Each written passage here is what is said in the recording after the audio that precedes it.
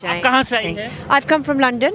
हम double PhD हैं। आओ आगे बढ़े, विश्व रच दे नया, नव सृजन का नियत अब समय हो गया। हिंदू हिंदू चिल्लाने वाले हिंदू बनना भूल गए, गीता के वचनों को सार देना भूल गए। अरे रावण ने सिया चुराई थी, रावण ने सिया चुराई थी, सोने की लंका जलाई थी। आज लाखों सिया हरी गई कि वो लंका जलाना भूल गए। तिहाड़ जेल में मेरी मेडिकल लाइन में जॉब थी, मैं उसको छोड़कर माँ के पास आई हूँ। जो लोग जिनको लग रहा है कि मोदी जी क्रेडिट ले रहे हैं, तो जो विरोधी दल है उनको मैं कहना चाहूँगी, काशी रहता है, वृंदावन रहता है, मूव फॉरवर्ड, कम अहेड, निर्माण कराइए ना, आपको भी मिलेगा। ये कह रहे हैं कि 22 तारीख को प्रभु श्री राम नहीं आएंगे। हम उनसे प्रश्न कर रहे हैं, आप सभी से प्रश्न करते हैं, क्या हमारे श्री राम कभी गए थे जो आएंगे? गए नहीं।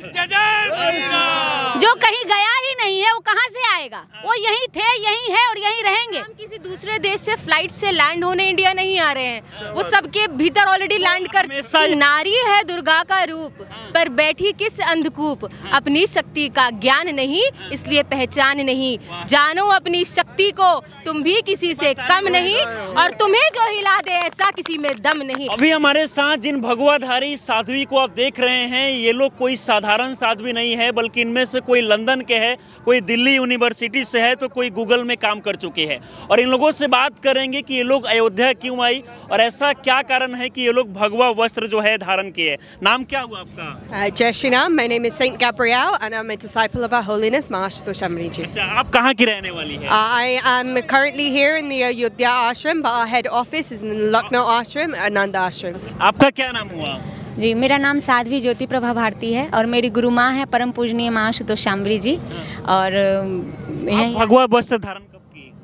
हमें तो 8 साल हो गए हैं भगवा धारण किए हुए। आप लोग कोई 8 साल हो गए हैं? जी। आप लोग कोई अयोध्या आने के लिए आमंत्रण मिला या फिर भगवान के प्रति प्रेम दिखा किया? भगवान के घर आने के लिए किसी निमंत्रण की जरूरत नहीं होती, जहाँ तक मुझे जिन लोगों को निमंत्रण मिल रहा है वो उसे अस्वीकार कर रहे हैं, लेकिन आप लोग जो है भगवान राम की धरती पे आई है। हमारे बाबा गोस्वामी तुलसीदास जी ने कहा है, श्री रामचरितमानस आप पढ़ोगे तो उसमें कहा है, हेतु रहित जग जुग उपकारी, तुम तुम्हार सेवक असुरारी, स्वार्थ मीत सकल जग माही, सपने हूँ परमारथ नाही।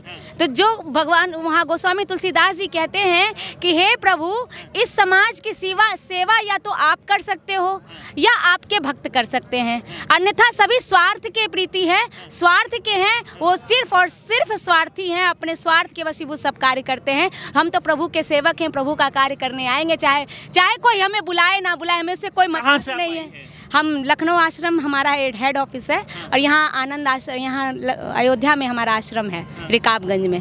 तमाम नेता मंत्री जो है वो कह रहे हैं कि राम तो हर जगह है, अयोध्या में सिर्फ राम नहीं। बिल्कुल, राम तो हमारे रोम रोम में बसे हुए हैं, हमारी सांस चल रही है, प्रमाण है भगवान श्री राम का कि हमारी सांसें चल रही है, क्योंकि रोम रोम में रमन करने वाली शक्ति प्रभु श्री राम है।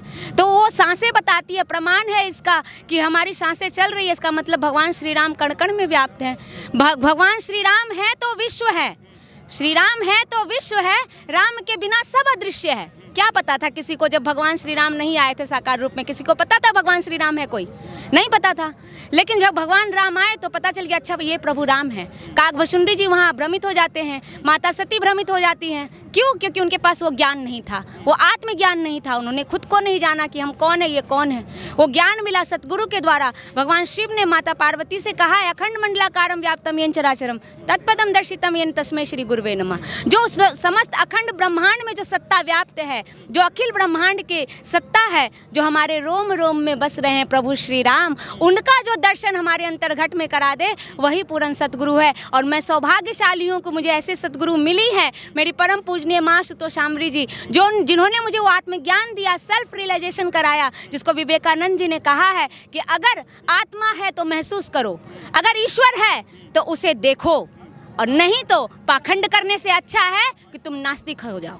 आस्तिक होने का पाखंड मत करो, पाखंड कभी बिल्कुल, क्योंकि सच्चा हिंदू वही होता है जो सिर्फ और सिर्फ वेदों को पढ़ता नहीं है, शास्त्रों को पढ़ता नहीं है, उसके मर्म को जानता है कि आखिर वेद शास्त्र क्या कह रहे हैं। कैलेंडर में लिखा होता है कि इस तारीख को बारिश होगी, कैलेंडर को निचोड़ दीजिए, क्या बारिश का एक बूंद निकलेगा पानी को? नहीं निकलेगा। आपको उस तारीख तक इंतजार करना पड़ेगा, आपको प्रैक्टिकल देखना पड़ेगा क्या इस तारीख को बारिश हो रही है, नहीं हो रही। तो वेदों में जो लिखा है, वेदाह में तम पुरखम महांतम आदित्य वर्णम तमसा परस्तात् तमे विदित्वाति मृत्यु में नान्या पंथा विद्यते नाया, कि उस आदित्य के समान, उस सूर्य के समान जो अखिल ब्रह्मांड के स्वामी है, जो ईश्वर है, उसको जानो, मैं उसको जानता हूँ।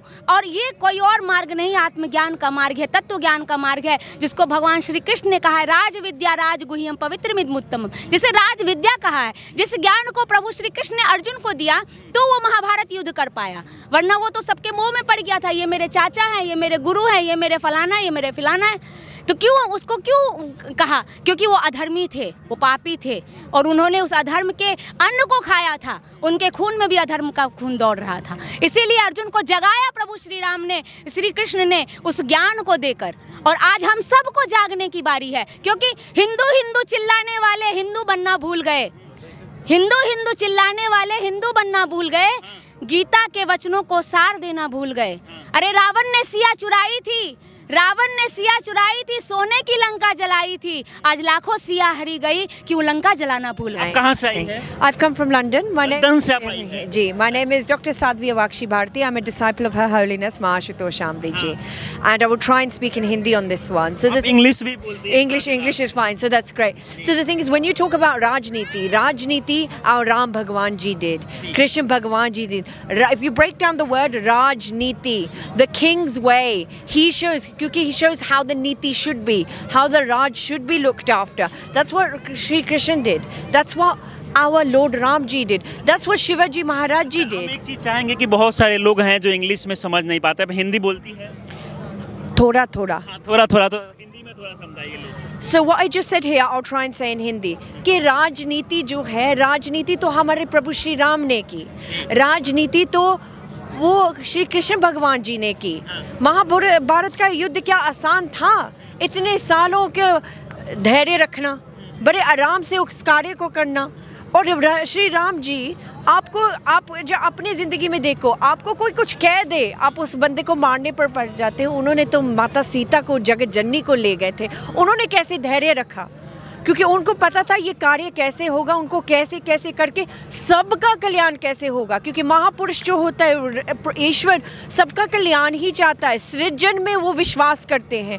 और ऐसा ही गुरु हमारी माँ है, माँ आशुतोष आमरी जी सृजन में विश्वास करती हैं। बड़े आराम से उन्होंने इस समय में ऐसे दिव्य प्रकाश किया है, ऐसी गहन समाधि अब उन्होंने धार रखी है कि सर्वश्री आशुतोष महाराज जी को, जो 2014 में गए थे समाधि में, उनको लेकर आने के लिए कि विश्व कल्याण हो और विश्व में शांति हो। और वो जो राम राज की आज बात कर रहे हैं कि वो राम वो स्थापित हो, कि असल में वो दिखा रहे कि राजनीति क्या होती है। और आपने हमसे पूछा था इस भगवे के बारे में, ये पर क्या है, माँ ने इस चीज़ को, इस बीड़ी को उन्होंने उठाया है, पकड़ा है। क्यों? क्योंकि ब्रह्मचारी अच्छे हैं, गृहस्थी अच्छे हैं, इनके सब नियम थे, पर हमारे समाज से सब लुप्त हो गया। It's all gone. We don't have our sanskriti, we don't understand the true meaning of being grihastha, we don't understand the true meaning of being vriddh, we don't understand the true meaning of sannyas. संन्यास की आज समय की आवश्यकता है, समय की मांग है सन्यासी। क्योंकि संन्यास क्या है किसी को समझ ही नहीं आया। संन्यास वो है जो सिर्फ अपना कल्याण के लिए नहीं, समाज के लिए, कल्याण के लिए बाहर निकलना और कार्य करना। इसीलिए ये भगवा पहनते हैं। क्योंकि इवन द किंग्स, राजनीति की बात होती है, किंग्स वो जब भी कोई समस्या होती थी कहाँ जाते थे दीदी? कहाँ जाइए? बस गुरु के पास जाते थे, गुरु के पास जाते थे और संत महापुरुषों के पास जाते थे। उनके कोई दुविधा होती थी, यहाँ तक उनको कोई सपना भी आता था कि उनको समझ नहीं आता, वो उनके पास जाते थे, उनसे एडवाइस लेके उस राज को रहने। क्योंकि उनको पता था अध्यात्म की पीढ़ी उनके पास है, अध्यात्म से ही जीवन है। ये बस उनको ये समझती, हमें ये सेवा दी गई है ना। साध्वी जी, अगर एक तरफ देखा जाए तो हमारे देश के जो लोग हैं खुद कल्चर को भूलते जा रहे हैं। आप लोग विदेश में होने के बाद भी सनातन कल्चर को अडॉप्ट की है। सनातन धर्म को हमने अडॉप्ट नहीं किया है, कोई अडॉप्ट करने वाली चीज़, it's not something you adopt, वो बस है, उसको जानने की आवश्यकता है। ये चीज़ है, ये जानकारी, ये ज्ञान में रहती है। वहाँ पर सनातनी लोग कितने परसेंट है? 100%। सनातनी हर एक मानव है। हम कह रहे हैं, हमारी बात पर थोड़ा गौर करना कि सनातनी सब हैं, पर वो भूल गए हैं। वो सनातन, वो शाश्वत, वो ईश्वर है, उस ईश्वर को भूल गए। जो सत्य सनातन शाश्वत है उसको ही भूल गए हैं, अपने आप को भूल गए हैं। मन तो ज्योति स्वरूप है, अपना मूल पहचान। उसको अब खुद नहीं पता कि वो खुद उस ज्योति स्वरूप है, ईश्वर का अंश है। वो बस भूल गए हैं। उस ज्ञान को बस दुनिया तक पहुंचाना है कि तू ईश्वर का अंश है, तो ईश्वर का अंश कैसे कार्य करेगा वैसे आप करें। कहना चाहूंगी। आपका क्या नाम हुआ? मेरा नाम साध्वी प्रज्ञा भारती। कहाँ से आई हैं? मैं दिल्ली से हूँ। अच्छा, आप दिल्ली यूनिवर्सिटी से आई जी, हैं? मैंने बीकॉम किया दिल्ली यूनिवर्सिटी से, CS किया है, 1.5 साल ने गूगल कंपनी में जॉब किया है। मैं जो कहना चाह रही थी वो ये चीज़ है, आपने भगवे पे प्रश्न किया कि भगवा धारण किया, सब कुछ हुआ। स्वामी विवेकानंद जी थे, उनकी लाइफ स्टोरी आप पढ़ेंगे तो उन्होंने 50 गुरुओं के पास गए, उनके भीतर एक विदेश में भी जाके अपने कल्चर के बारे में बताया। हाँ, लेकिन ये बहुत आगे की बात है। स्टार्टिंग पॉइंट थी, उनके भीतर खोज थी कि मुझे ऐसा गुरु चाहिए जो ईश्वर का दर्शन कराए। बहुत खोजा, बहुत समस्याएं थी लाइफ में, पर उन्होंने अपनी खोज नहीं छोड़ी। अंत में जाके स्वामी रामकृष्ण परमहंस जी, जो उस समय के पूर्ण सतगुरु थे, उन्होंने ईश्वर का दर्शन विवेकानंद जी को कराया। उसके बाद उन्होंने भगवा धारण करके भारतीय संस्कृति का परचम विदेशों तक लहराया। तो ऐसे ही आज हमारी गुरु माँ परम पूजनीय माँ आशुतोषामरी जी की ये साध्वी बहनें हैं जो विदेश से आई हैं। विदेश से आई हैं, कैसे आई, भगवा कैसे धारण की, ये परिवर्तन कैसे हुआ? क्योंकि उनके जीवन में भी माँ आशुतोषामरी जी के रूप में एक पूर्ण सतगुरु आए। और आप सभी को मैं इस चैनल के माध्यम से संदेश देना चाहूंगी कि हमारी गुरु माँ परम पूजनीय माँ आशुतोषामरी जी इस समय समाधि में है पिछले 1.5 महीने से, और इस संकल्प के साथ समाधि में है कि सर्व श्री आशुतोष महाराज जी जो पिछले 10 साल से समाधि में है वो उनको लौटाएंगी। वही वह शक्ति है जो उनको वापस समाधि से लाएंगी, और वो 1.5 महीने से समाधि स्थित। अच्छा, सन्यासी का असली मतलब क्या होता है? लोग ये जानते हैं कि घर परिवार सब कुछ त्याग के जो लड़कियां जो है सन्यासी बनती है और घर परिवार सब कुछ त्याग देती है। सन्यासी वो होता है जो अपना सर्वस्व अपने गुरु चरणों में समर्पित कर दे, और गुरु उसका सर्वस्व हो, और गुरु के अलावा उसके जीवन में फिर कुछ नहीं। घर कहाँ हुआ? मैं by birth am from Delhi. राजनेता हैं जो ये बयान दिए हैं कि राम जी हमारे सपने में आए कि 22 तारीख को वो अयोध्या नहीं आएंगे, कोई और दिन आएंगे। राम जी 22 तारीख को अयोध्या नहीं आएंगे। राम जी 22 को नहीं आएंगे, सपने में उनके आए हैं। सपने में आए हैं। नहीं, जवाब हम आप दीजिए। हम देना चाहेंगे कि जिसने भी ये कहा है सपना है क्या है, हमने नहीं देखा। पूर्व जो है लालू प्रसाद यादव जी जो पूर्व मुख्यमंत्री हैं, उनके बेटे हैं तेज प्रताप यादव जी, वो बोले हैं कि राम जी 22 तारीख को नहीं आएंगे, मेरे सपने में बोले हैं। किसने क्या कहा है हम नहीं जानते, और किसने क्या सपना देखा ये भी हम नहीं जानते। ये प्रभु श्री राम जाने, जो दिखाते हैं उन्हीं को पता होगा। लेकिन मैं इतना ज़रूर कहना चाहूँगी कि जो ये कह रहे हैं कि 22 तारीख को प्रभु श्री राम नहीं आएंगे, हम उनसे प्रश्न कर रहे हैं, आप सभी से प्रश्न करते हैं, क्या हमारे श्री राम कभी गए थे जो आएंगे? गए नहीं। जो कहीं गया ही नहीं है वो कहाँ से आएगा? वो यहीं थे, यहीं है और यहीं रहेंगे। 22 तारीख का तो फिर सिर्फ एक किसी दूसरे देश से फ्लाइट से लैंड होने इंडिया नहीं आ रहे हैं, वो सबके भीतर ऑलरेडी लैंड कर हमेशा यहाँ अयोध्या में विराजमान है। ये प्रश्न ये नहीं है कि राम आएंगे नहीं आएंगे, प्रॉब्लम ये है कि आप नहीं आना चाह रहे हैं या आपकी 70 चीजें। क्या कारण है कि इस तरीके का बयान दे रहे हैं जो नेता मंत्री हैं? उनके बयान है वो फ्री हैं। प्रभु श्री राम की स्थापना, उनका जो भी आध्यात्मिक मैटर है वो उसमें भाग ले न ले, अगर लेंगे तो सौभाग्यशाली होंगे, नहीं होंगे तो उनका दुर्भाग्य है। ये तो पर्सनल मैटर है, कोई दिक्कत नहीं है इससे। तो ऐसे है, जैसी करनी वैसे भरनी है ना। वो आएंगे लाभ ले जाएंगे, नहीं आएंगे तो नहीं लेंगे। शंकराचार्य जी है, उनका ये कहना है कि अधूरे मंदिर का उद्घाटन नहीं होता है। इस चीज के बारे में है ना दीदी, आपका क्या विचार है? अधूरे मंदिर का उद्घाटन नहीं होता है और उसमें वो नहीं भी आ रहे हैं। देखिए, शंकराचार्य जी हो चाहे कोई भी हो, आदि गुरु शंकराचार्य जी ने कहा, उन्होंने 4 मठों का निर्माण किया था। किस लिए? वो धर्म की ध्वजा थे, वो हमारे इस विश्व के धर्म के 4 स्तंभ थे, जिसमें उन्होंने पूरे समाज को उसके भीतर लेकर आए थे। लेकिन आज उस पद पे रहकर लोग पॉलिटिक्स कर रहे हैं। राजनीति नहीं बोलूँगी मैं, क्योंकि राजनीति जैसा कि दीदी ने बताया वो हमारे भगवान श्री कृष्ण ने की थी। अधर्म के साम्राज्य को ख़त्म करने के लिए, धर्म की स्थापना के लिए कूटनीति करते हैं सब लोग, जो एक दूसरे में फूट डालते हैं अपने विचारों के द्वारा, अपने तर्कों के द्वारा। मैं कहती हूँ विद्वान तो रावण भी था, प्रकांड विद्वान था, ऋषि का पुत्र था, राक्षस क्यों कहलाया? शिव तांडव स्तोत्रम आज भी उनके द्वारा लिखा गया, गाया जाता है। प्रभु भगवान शंकर को जब उनकी पूजा होती है तो शिव तांडव स्तोत्रम आज भी रावण के द्वारा लिखा हुआ गाया जा रहा है। लेकिन रावण आखिर राक्षस की कैटेगरी में क्यों आ गया? हमें प्रश्न का जवाब दीजिए, क्या कमी थी रावण के पास? वो ऐश्वर्य, वो वैभव जो अयोध्या में था, वही वैभव और सोने की लंका थी उसके पास। तो आखिर क्या था कि रावण के पूरे कुल का संहार कर दिया भगवान ने? अयोध्या के वासी आज भी लहलहा रहे हैं। क्या था? वो था उसकी मानसिक दुष्प्रवृत्तियाँ, उनके मानसिक विचार। प्रदूषण तो बहुत है दुनिया में, वायु प्रदूषण, जल प्रदूषण, लेकिन जब दिमाग प्रदूषण हो जाता है ना, मानसिक लोगों का दिमाग प्रदूषण हो गया है। ये तो समझदार को इशारा काफ़ी है, कहने की कोई बात ही नहीं है।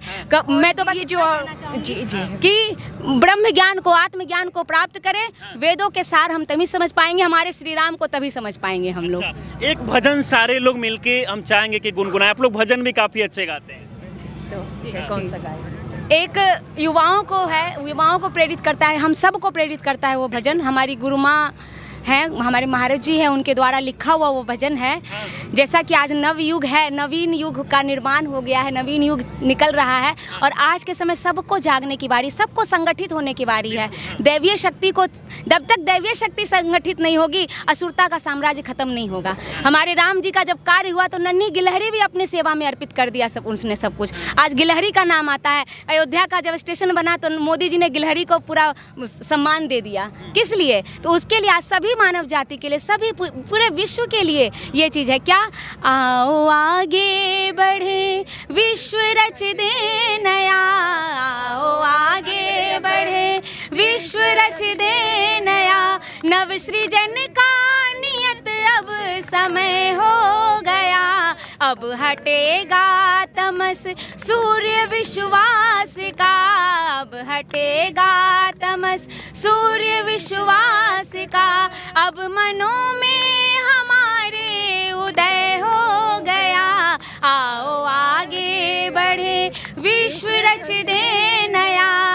सभी को जय श्री राम। बोले माँ आशुतोष शांभवी जी की। आप लोगों से पूछना चाहेंगे कि आप लोग को देखकर लोग के मन में एक और चीज़ चल रहा है, आप लोग पढ़ाई कहाँ तक की हैं? हम डबल PhD हैं। आप कहाँ तक? BCom from Delhi University along with CS। मैंने ग्रेजुएट किया है, मेडिकल किया है। तिहाड़ जेल में मेरी मेडिकल लाइन में जॉब थी, मैं उसको छोड़कर माँ के पास आई हूँ। आप सबसे पूछते हैं आप लोग क्यों है बिना निमंत्रण के यहाँ? भाग्यशाली है, है जो राम के भक्त होंगे वो आएंगे। हमें इसका मैटर नहीं है कि हमें निमंत्रण मिला कि नहीं। दीदी भाग्य में था, जिनके भाग्य में था, जिनके भीतर भक्ति थी, वो विदेश से भी आके बिना निमंत्रण के अपनी भक्ति कर रहे हैं, और जिनके भाग्य में नहीं है, वो चाहे भारत में भी हो, वो नहीं आ पा रहे। मोदी जी को लेकर एक चीज लोग कह रहे हैं कि मोदी जी जो है राम जी का 22 तारीख को अधूरे मंदिर का प्राण प्रतिष्ठा करा के वो क्रेडिट लेना चाहते हैं। इस चीज़ पर हम कुछ कहना चाह रहे हैं। क्रेडिट की ये बात नहीं, जो करेगा ऐसे पाएगा, कुछ अच्छा करेगा तो अच्छा ही पाएगा। किसी ने अच्छा कर्म किया उसका राम का नाम लेगा, जो रामहित के लिए बात करेगा उसका सपोर्ट, तो वो है कि राम उसका खुद सपोर्ट करेंगे ना, जो राम खुद उसका सपोर्ट, जो प्रभु श्री राम जिसका सपोर्ट कर रहे हैं, हम तो प्रभु राम के पीछे पीछे हैं। और दूसरी बात उनके लिए हम कहना चाहेंगे कि जो लोग जिनको लग रहा है कि मोदी जी क्रेडिट ले रहे हैं, तो जो विरोधी दल है उनको मैं कहना चाहूंगी, काशी रहता है, वृंदावन रहता है, मूव फॉरवर्ड, कम अहेड, निर्माण कराइए ना, आपको भी मिलेगा।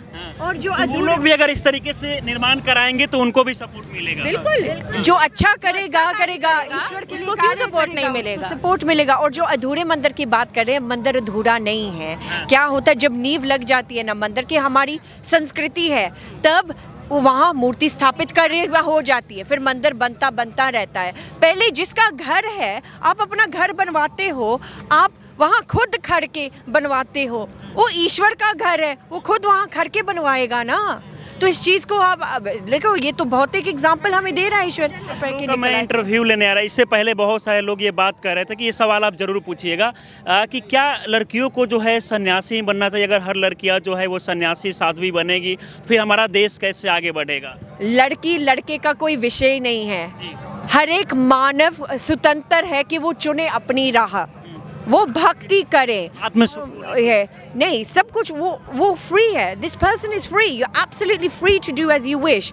जहाँ हमने डिसीजन लिया है कि हमें ऐसा गुरु मिला है और उसने दिया है कि ऐसा सर्वश्रेष्ठ मार्ग है जिसके द्वारा तू खुद का भी कल्याण कर सकती है और तू समाज का भी कल्याण कर सकती है। मैं तुझे ये पदवी दे रही हूँ, मैं तुझे ये शक्ति दे रही हूँ, मेरी माँ आशुतोष शांभवी ने मुझे ऐसी कृपा दी है और हम वो हम चाह रहे हैं, तो हम क्यों ना करें। यहाँ लड़की मैं एक बात कहना चाहूँगी कि हमारे इतिहास में देवी गार्गी हुई, मैत्री जी हुई, क्या ये लोग नारी नहीं थी?